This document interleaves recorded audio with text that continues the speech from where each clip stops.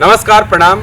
मैं हूं आपका चंदन झा और दियरा के इस स्पेशल सेगमेंट में आज हमारे साथ हैं जयराम मुखिया, जो दियरा में बहुत दिनों तक अपने दम पे राज किए, हमेशा गरीबों की सुने और गरीबों को जो सताता था उसके खिलाफ एक मुखर आवाज़ बन के हमेशा गरीबों की रक्षा किए। तो आइए जानते हैं इनसे इनके बारे में। नमस्कार। सबसे पहले आप अपने बारे में कुछ बताइए कि आपका यात्रा कहाँ शुरू हुआ। अरे हम तो पढ़ रहे थे स्कूल में जी हमारे बाबूजी सरपंच थे जी 1978 में सरपंच में जीते। जी उसके बाद यहाँ भागड़ जादू, लक्षण जादू, गुलाब, सतन जादू, ये एक बड़ा गिरोह चल रहा था। जी गिरोह चल रहा था, ये लोग ले भी लेते थे, मारते थे, पीटते थे। हमारे बाबूजी उनका विरोध करते थे। इसी में एसपी उनके साथ थे, पुलिस उनके साथ थे। लक्षण यादव? नहीं, मेरे बाबूजी के अच्छा, साथ। आपके बाबूजी के साथ। ये क्रिमिनल लोगों को खेदते थे, मारते भी थे। उसमें उनके हाथ से बहुत क्रिमिनल मारे गए। भोला जादू, गुलाब जादू, मियाँ, रामनारायण यादव, विपत यादव, ललन, बहुत लोग मरे। और पुलिस से के साथ रहकर खेत कर अपने भी मारते थे, पुलिस से भी मरवाते थे। उसके बाद 1982 में मेरे पिताजी को लक्षण यादव मार दिया। लक्षण यादव ने आपके पिताजी को मार देने के बाद 2 साल तक हम किसी तरह पढ़े, मैट्रिक पास किए 84 में। ये लोग क्या करते थे कि हमारा खेत जो कटवा लेते थे, जोतवा लेते थे। उसके बाद हम लगे घूमने जिला में, पुलिस थाना, कहीं कहीं से बंदूक इकट्ठा किए। इन लोग खोजबीन शुरू किए। पुलिस से आपके पिताजी का अच्छा संबंध था, तो पुलिस आपका मदद नहीं किया गया? आपकी मदद पुलिस ने नहीं की? पुलिस मदद नहीं की, पुलिस मदद करती थी, लेकिन बाद में पुलिस का क्रिमिनल का साथ जाते थे। अच्छा। ये लोग एक साथ रहते थे। जैसे भागड़ जादव थे, लालू यादव थे। लालू यादव का सरकार था मुख्यमंत्री। इन लोगों को कोई पुलिस वाला पूछने वाला नहीं था। उसके पास जाते थे, एसपी कहता था कि मारिए। रात में हम लोग जाकर उन लोगों को घर छापते थे, मारते थे, खेदते थे। लेकिन ये थी पुलिस जो थानेदार जो था, इन लोगों के पास खबर करता था कि फलाने आपके घर छापामारी कराते हैं, आप लोगों को मरवाते हैं, छपवाते हैं।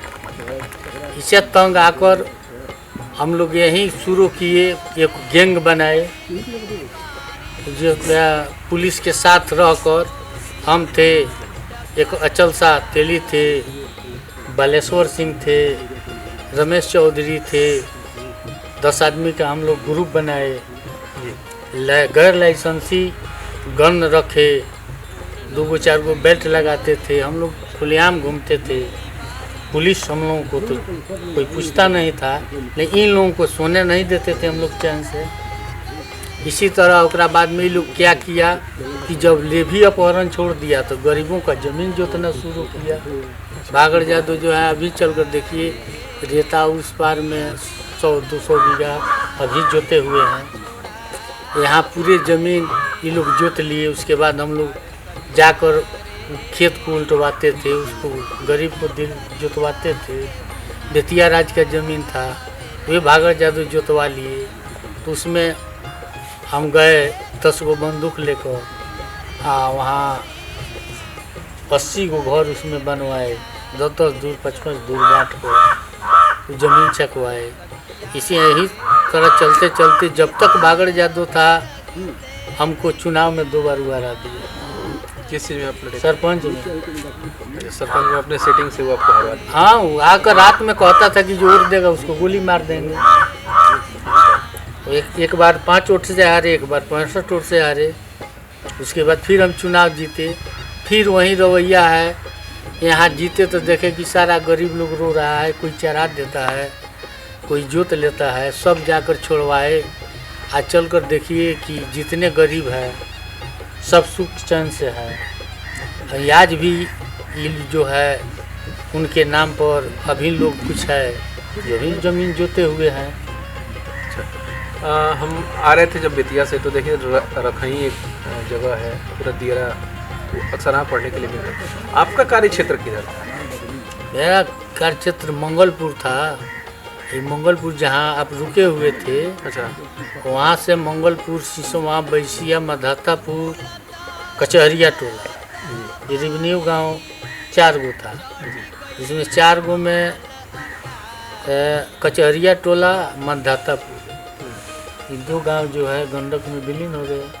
अच्छा, यहाँ से लोग चले गए, 2 गांव का लोग है। अच्छा।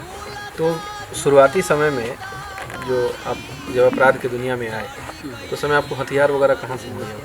हथियार तो यहाँ जो है ये मिनी चंबल के नाम से जाना जाता था। हर जगह में एथी बनता था। मतलब हथियार जो है यहाँ का घरेलू उद्योग था, कुटीर उद्योग कुटीर था उद्योग। इस मिनी चंबल का। मिनी चंबल। हाँ, रन्हा में एक शर्मा है, रन्हा सूरजपुर, भुटकुन शर्मा। अच्छा, वो अंग्रेज के वजह से लाइसेंसी गन बनाता है, लेकिन उसी के आड़ में वो अवैध हथियार अभी भी बनाता वो है। होता है कि नहीं? अभी होता है, उसका नाती पकड़ कर गया है, नहीं पकड़ाया है। अच्छा, अभी वो राइफल का काटा, राइफल, दुनाली, एकनाली सब गन बनाता है। अपने परिवार के बारे में बताइए, आपके परिवार में कितने लोग हैं? हमारे परिवार में इस समय 22 आदमी हैं। आपके लड़का लोग आपका क्या करता है? मेरा लड़का नहीं है, एक ठो लड़की है। मेरे भाई के लड़के हैं। हाँ, तो एक गाड़ी खरीदे हैं, वो गाड़ी तो गाड़ी चलाता है, बेलेरो जी। हाँ, एक आदमी वो बाहर गया है सूरत में। मतलब सबको अपने अपने जीविकोपार्जन में लगे। आप जिस समय इस रेता के बिहड़ में घूम रहे थे, दियरा के इस बिहड़ में जब घूम रहे थे, तो उस समय आप अपने भविष्य को कहाँ पाते थे? आपको क्या ऐसा लगता था कि मतलब आपको लगता था कि ये दिन जो हमारे दुख के दिन हैं, ये कब तक सुधरेंगे, या ऐसा कुछ भविष्य में कोई चिंता होती थी कि नहीं भविष्य के प्रति? अरे वो तो समय था कि कोई नहीं सोचता था कि हमारा भविष्य कभी बनेगा। जी। वैसा समय था कि हर घर चाहता था कि मेरा एक बेटा क्रिमिनल बने। अगर नहीं बनता है तो उसका इज्जत नहीं बचता है, नहीं बच पाएगा। उस समय से ये लोग ही थे, इन लोगों को काम था कि जाते थे गांव में, किसी को मुर्गी उठा लेना, बकरी उठा लेना, रुपया लेना, चावल लेना, खाना बनवाना, नहीं खिलाता था तो लोग मारते पीटते थे, उसे ले भी लेते थे। फिरौती 50,000, 1 लाख, 5 लाख, सभी लोगों को पैसा था। आप कितने साल इस पेशा में सक्रिय रहे? अपराध की दुनिया में कब तक आप सक्रिय? हाँ, 18 से 99 तक। 1899 तक। तो कब से शुरू किए थे? 82 से 82 से 99 तक, लगभग आपका 20 साल का ये सफर है। लगभग 20 साल, 18-20 साल का 18-20 सफर है। तो इस दरमियान आपके हाथ से कितना मर्डर हुआ? अरे मर्डर तो हम लोग जाते थे, पुलिस संग में रहता था, जो मर्डर होता था वो इनकाउंटर में जाता था, हम लोगों के नाम पर नहीं जाता था। अच्छा, पुलिस के हम लोग देते थे। हम लोगों के पास हर कपड़ा था, कभी नेता बनना, कभी पुलिस बनना, कभी चोर बनना। अच्छा, कभी लुंगी कुर्ता पहनते थे, कभी वर्दी पहनते थे। समय के हिसाब से अपने समय के कैरेक्टर को हिसाब change से करते अपने थे। चेंज कर किसी तरह हम लोग घूमते थे। अच्छा, ये जो लगभग 18-20 साल आपका जो रहा अपराध की दुनिया में, आपका जो साम्राज्य रहा, सबसे मुश्किल समय कब था? सबसे मुश्किल समय था 82 से 84 तक। जब भी लोग हमारे पिताजी को मारे तो खेती होती जो जितने थे कटवा लिए, गन्ना वना, धान गेहूँ सब लुटवा दिए, ज़मीन जोतवा लिए। जब 84 में हम आए कौलापुर, एक क्रिमिनल था।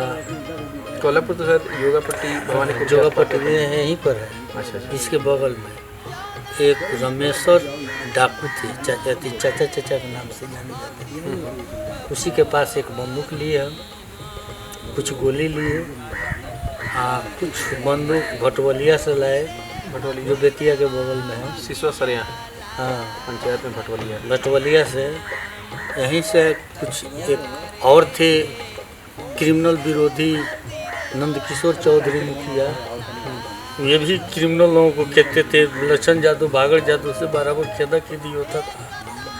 2-3 गन उनके पास से लिए, सब इकट्ठा लेकर हम लोग इन लोगों को खेदते थे। तो ये 2 साल जो है आपके जीवन के बहुत दुरूह थे। बहुत दूर था। लगभग कितना अपहरण का केस आपके?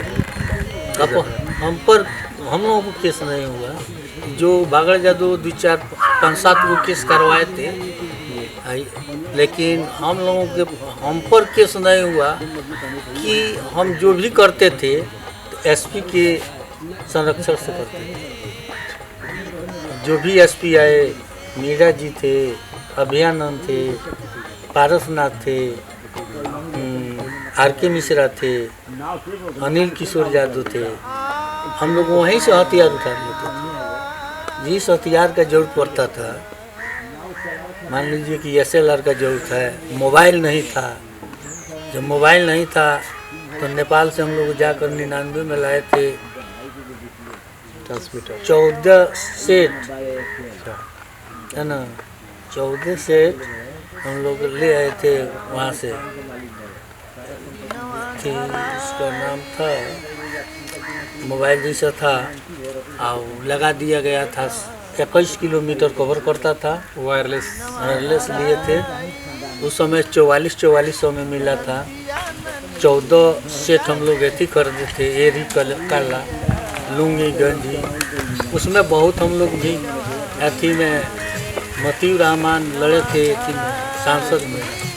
गोपालपुर थाना पर 8 बोरा बारूद, एक राइफल, एक दुनाली, जितना अवैध सामान था वो सब पकड़ते थे।